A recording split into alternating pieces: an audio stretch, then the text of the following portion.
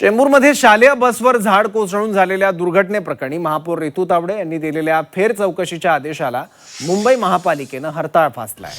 फेर चौकशीसाठी महापालिकेनं कोणत्याही प्रकारची त्रयस्थ संस्था नियुक्त केलेली नाही। महापालिकेच्या चाल ढकलीवर शिवसेना नगरसेविका समृद्धी काते यांनी तीव्र नाराजी व्यक्त करत पीडित कुटुंबाला देण्याबाबत महापालिका वेळकाढूपणा करत असल्याची टीका केली आहे।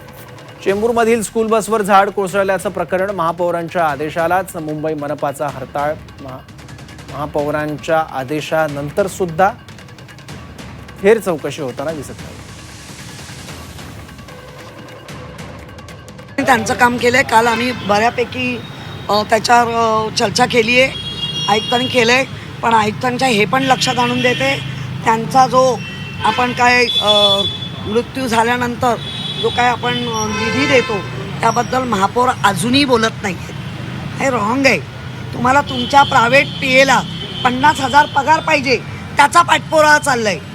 माझ्या खाजगी पीएला 50,000 पगार द्या, नगरसेवकांना 25,000 मानधन, काय अतिशयोक्ती येईल।